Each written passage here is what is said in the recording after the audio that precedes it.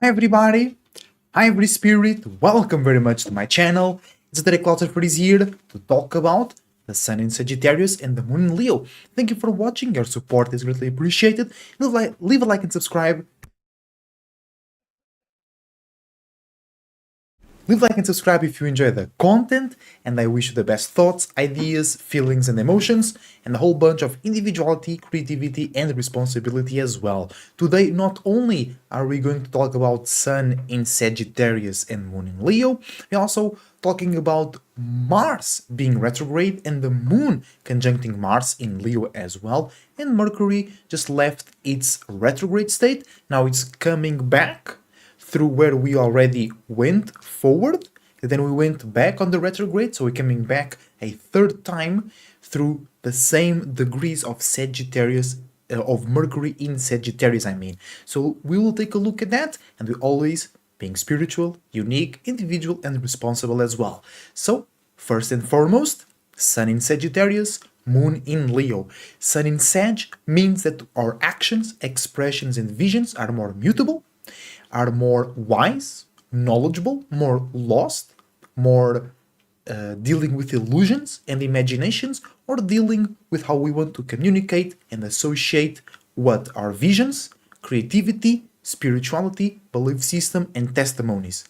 Then the Moon in Leo is making us feel, react, and overreact in more fixed ways, but also dealing with visions, expressions, uniqueness, individuality, spirituality as well, but in a more realistic and consistent way. So Sun in Sag and Moon in Leo equals a gift, a trine, a triangulation, a gift to feel more fixed, more secure, more stubborn, more aggressive, or more explosive because of the accumulation of fire, Leo being fixed fire, when a lot of accumulation of those feelings and visions about yourself and how others see you accumulate, they can explode into a lot of expressions, a lot of emotions in this case, because of the Moon in Leo.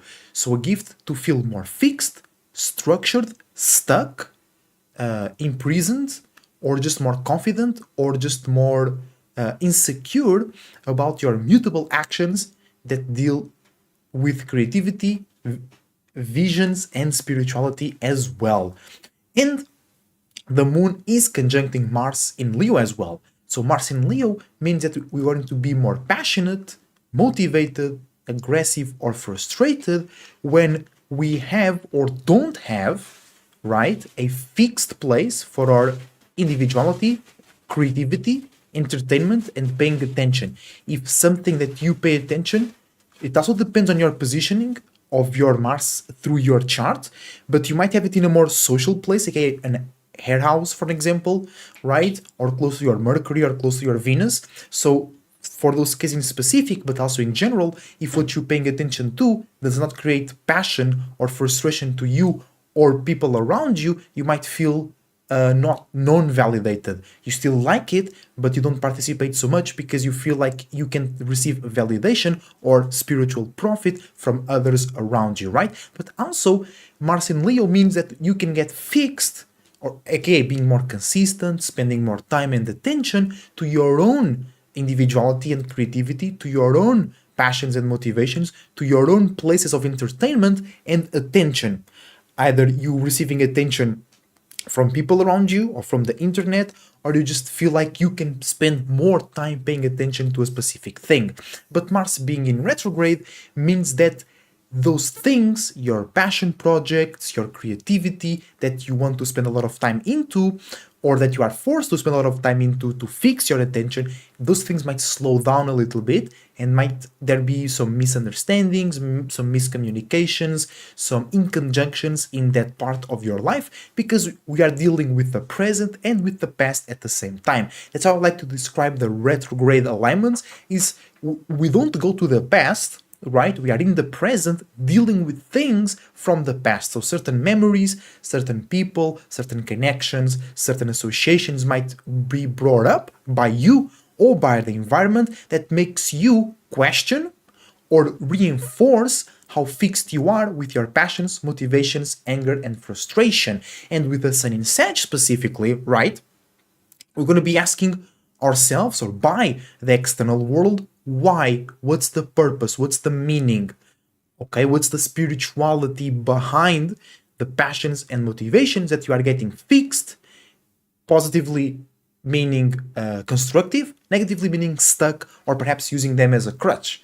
You know what I'm saying? So dealing with the present and the past passions and frustrations that you want to or are forced to spend a lot of time into it with your attention, validation, and time as well. The opposition of Leo, Aquarius, Saturn. So you might not be able to spend a lot of time in those things, but you want to. You want to give your charge, you want to give your creativity, you want to give your attention and your just energy to certain creativity aspects or certain relationships or certain areas of your life, but you might have to be more balanced or to be more limited boundaried in those areas because reality says so, because family and friends pressure you in a certain way, right? So that can create frustration. If you can't spend time and attention in the passions and frustrations that are more personal to you, you might get frustrated and you might lash on yourself, others, and the environment. And you might try to break the limits and boundaries that are limiting you, but they actually might be healthy, right? Because with the sun in Sag, we might get a little bit lost. Things might get a bit too mutable, too mixed and mingled. So you might catch certain frustrations or passions that look like they are related to you, and they might be related to you, but not so personally, not so intense, they are not so important.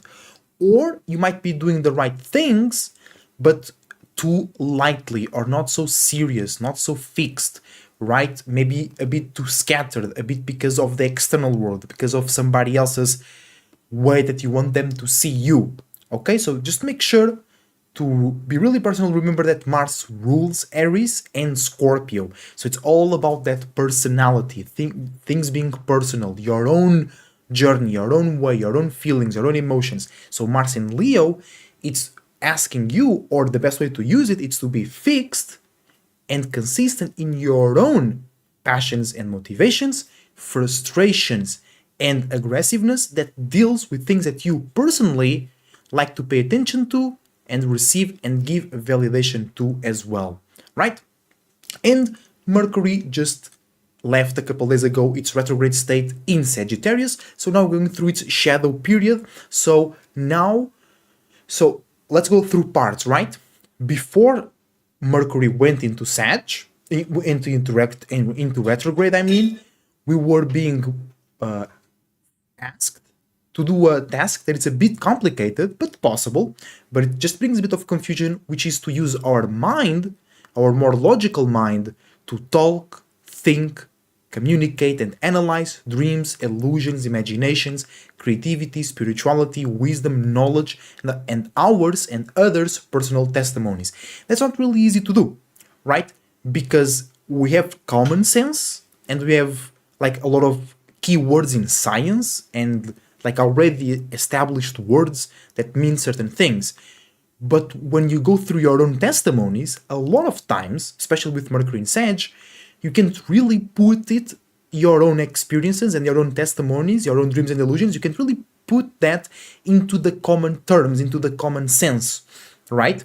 But that's exactly what we have to do with Mercury in Sag, is to relate in a logical and understandable way to the external world without sacrificing your own meaning, right? So that was Mercury in Sag, then it went retrograde. So we start to slow down a little bit, spend more time in the areas of our mind that were connected to Sagittarius-like things, okay? And we start to also bring the past and try to make spiritual conclusions, extract some wisdom and knowledge that we can apply sense and logic to. And now it's back again. So those things that those past things or that slowing up process we're now catching up. So we had time to deal with things, to review things, to ask ourselves the purpose and the meaning of our mind and what we're thinking about and how we think and how we communicate. Were we able to associate our dreams and illusions, or were we able to make sense of our own spirituality and testimonies? Now we're catching up. We seeing yes or no in those areas, and after we rebuilt or we revisited some mental spaces that dealt with individuality and spirituality, now we really can expand on it, especially with Jupiter opposing it in Gemini in a logical way. So basically now it's really the time to take all the logic and all the sense that you made out of your spirituality, out of your uniqueness, out of your creativity, out of your spiritual belief systems, and just like live with it. Like not just having it as a baggage, but really live with that. Talk to others about it. Talk to others, not like preaching or anything, but use that in the real world. Use your individuality, your uniqueness, your wisdom and knowledge, your spiritual belief system. Use that in your surroundings and use that in your routines and patterns. That's what Mercury rules.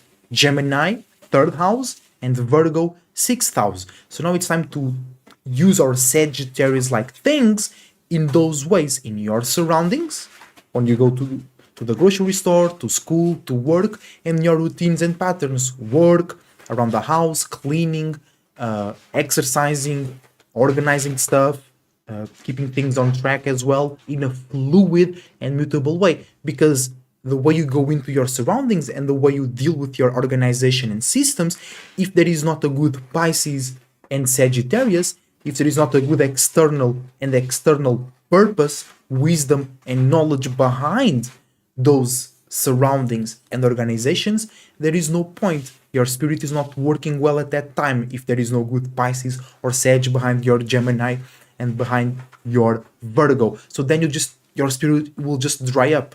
You'll get very frustrated with yourself or your routines. It might take a toll on your health, on your mental health.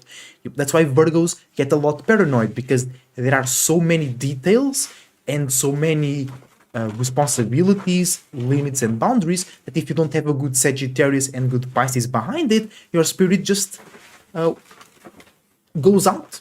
And when your spirit goes out of that space, your mind starts to fall down. Your body starts to fall down. Your social abilities, keyword Mercury, throat chakra, thinking, communicating, analyzing, and socializing starts to fall down as well. You know what I'm saying? So, also, if you want a personal reading for you, use the links down below. On the LinkTree, you can reach my Instagram, where I have all the posts, and you can DM me over there. And you can also send me an email to book a reading or ask about my services.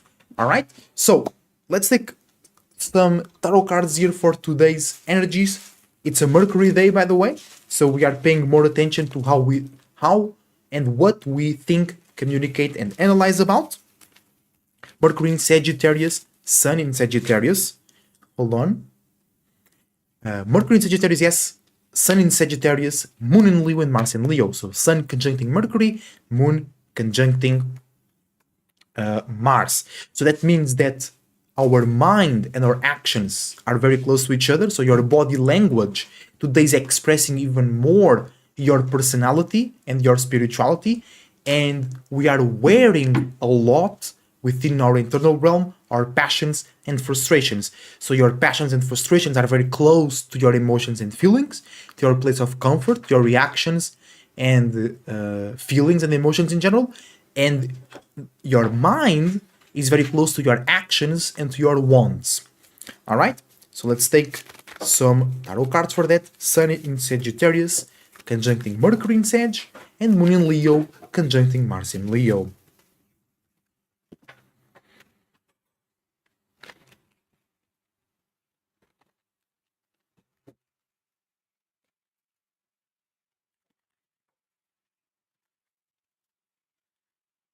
Okay, there we go. That's the first card. And it is King of Cups. Here we go. With the King of Cups, it means we start to deal with these energies and we have an opportunity to be a great emotional support to yourself and to others, right? Cardinal water means we can initiate and create new emotions and feelings, new spiritual purposes, new places of comfort, new emotional connections, new spiritual connections, or not just about creating new ones, but refresh the senses of connection and comfort that we already have. And you can support others as well by being yourself and by showing others how you initiate emotions and feelings so they can learn how to do it themselves.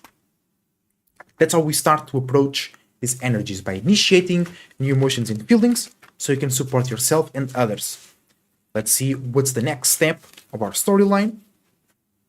It is Seven of Wands. So this is all about here refreshing, separation, innovation, freedom. Okay, Seven of Wands means that you are separating from old visions, old imaginations, old systems of spirituality, old actions, old expressions, old egos, and old ways to see yourself, so you can be inspired by yourself, by the world, by the stars, and then go into new spaces, new visions, new imaginations, new actions, new expressions, new ways to see yourself, and new ways to approach creativity and spirituality. So yeah, basically, first, cardinal water, you create new emotions and feelings, you create new spiritual purposes, and then you separate from certain visions, ideas, and images of yourself and the world, so you can really go into this new, fresh state. And lastly but not least, the third card of today, concluding our storyline. Not just from today, right, until Moon moves into 3 degrees Virgo. And there we go. Yeah, in the end of the day, we have a bit more focus and a bit more responsibility though with the Six of Cups. This means that you are trying to, or already bringing more attention, bringing more authority, bringing more power and control to your own emotions and feelings, to your personal spaces, to your spaces of comfort and rechargement. So you can make things too dry and too tense internally or around the house or with people, places, and things that you care about, but it also means you have the power and the authority to make the right decisions, to apply the right limits and boundaries, because you have the purpose, because of the new state, of the new emotions and feelings, or the cardinal water, and from the liberty and the energy that we have to go into new spiritual spaces. So then we can spend a lot of time in there, bring our own ingredients at our own shop, apply our own limits and boundaries, apply our own authority to those new spaces, so we can create spaces of comfort, familiarity, and spiritual rechargement to keep growing and expanding. So first, creating new emotions and feelings to support ourselves and others, then being free to explore new spiritual spaces so we can bring our own authority, time, limits, and boundaries to those new spaces and create better and stronger emotions and feelings. And let's see how to use all these energies in the best way possible with a Dragon Oracle deck. And we have here actually 2 ways to go about things. You can do it in the Silver Lunar Dragon way, just be more private, be around comfortable places, comfortable things, and comfortable situations and people, be more soft to yourself, be more soft to others, fulfill yourself with some good food, some good drink, some good smoke, some good conversations, some good entertainment, but that does not distract you from the internal work. Okay, the Silver Lunar Dragon is like have a, or in this specific circumstance, have a good time because you are being successful in your internal world. And also we have the best way to use these energies, the Earth and Air Dragon. So bring more sense, more realism, and more practicality to your thoughts, ideas, communications, and relationships, and also bring more flexibility, more openness, and refreshment to your routines, patterns, limits, boundaries, responsibilities, and just physical circumstances in general. So yeah, basically this is go into your internal realm, bring some lightness to that, but make sense and don't forget about the real work that is being done at the moment. Okay? Internally speaking, because Silver Lunar Dragon. All right, some good energies though. Yeah, it's not all roses. It's very good spiritually, it's very powerful spiritually, but it might be uncomfortable physically because it's all about today detaching, separating from old spaces, creating new emotions, being spiritually free, and that means that your spirit is going into new spaces to then spend a lot of time in there. So you don't have any comfortable spots. You are not familiar. You don't know what you're doing, or you don't feel comfortable and familiar with what you're doing. So you might feel a bit more stressed, a bit more enraged today. You might feel not so satisfied, because we are creating those satisfactions. We are creating those comforts and those privacies. We are creating that familiarity. But then the Dragon Oracle card told us to be more light and make more sense, and that we are already creating and doing some good internal work. All right, and let's take a look at how the Moon in Leo is going and aligning and associating itself with the rest of the alignments. So we already touched on Sun in Sag and Moon in Leo. So let's go real quick once again. That's Sun in Sag, Moon in Leo. It's a trine to feel more fixed or consistent or stubborn or stuck with your mutable, creative, spiritual, and imaginative actions, expressions, and visions. Then Moon in Leo opposing Venus in Aquarius. Exactly. So an opportunity to balance or to be quote unquote attacked or pushed into uncomfortable circumstances by your unique associations, or you lacking uniqueness and individuality in a certain connection, in a certain interaction. You might feel left out. You might feel others are not appreciating your visions, your expressions, your individuality. And it might just be because you are not being so expressive with your uniqueness. You might feel a bit insecure, you might feel a bit more internal, you might feel a bit more soft, and you want to receive validation first, you want to receive some light first, you want to receive some praise first, you want to receive some sweetness first.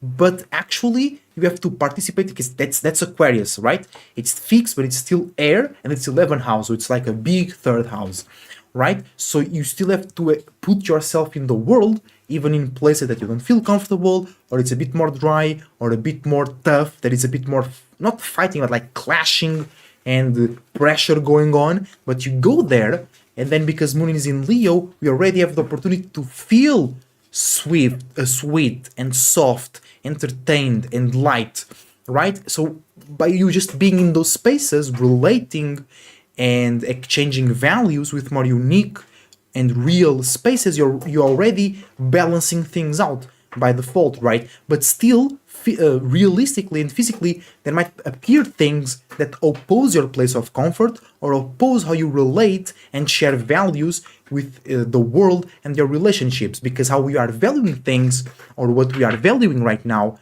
is uniqueness, individuality, innovation, refreshment, reality, structure. But what we want to receive and be around to feel comfortable is entertainment, validation, looking good or seeing good things, not being good or being in really good things. We just want to feel good. We don't want to make and relate about real good and unique stuff that we can apply into reality. That's the Venus in Aquarius, right? Relating things that are unique and that can work. Moon in Leo, just feeling comfortable about our ego, our expressions, our entertainment, and our validation.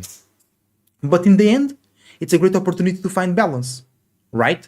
Oppositions are always a great opportunity to find balance, especially the opposition between Aquarius and Leo. I always say that's the alignment or the opposition that has less opposing, because Leo and Aquarius are both about uniqueness and individuality. They are the opposing signs that relate the most with each other, right? So with Moon in Leo and Venus in Aquarius, if you can see how things are opposing, and you can, instead of create an opposition, you can create a connection between Venus in Aquarius and Moon in Leo, you can bring a exciting, entertaining, and validation full feeling into areas where it's being communicated, related, loved, and appreciated. A bit of dryness, too much intellect, too much men type of energy, and you bring that sweetness, that light, that entertainment,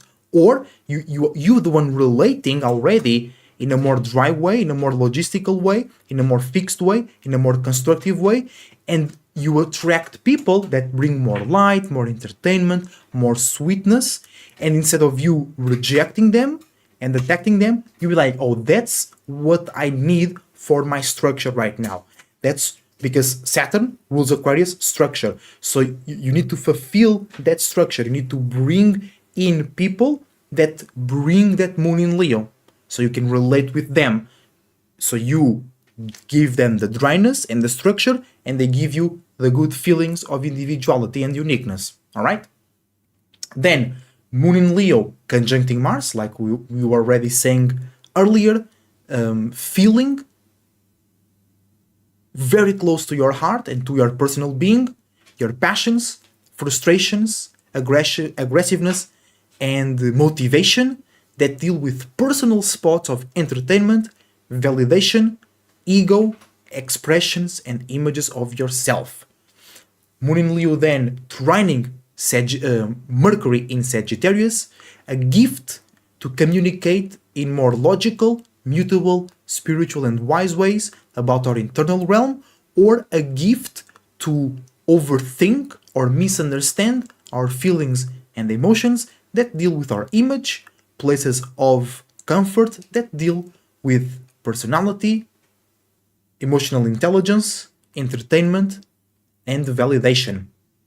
Then Moon in Leo in conjuncting Saturn in Pisces, so misunderstanding how we feel about the real world, or the real world is just misunderstanding us, because Saturn in Pisces is bringing dreams and illusions, feelings and emotions into your places of structure, into your places of routines and patterns, to your grand place of routine and pattern, okay, your life, how you sustain yourself, how you make sense, and how you are real by being unique. And then Moon in Leo, we are feeling a bit more close to our entertainment and to our validation.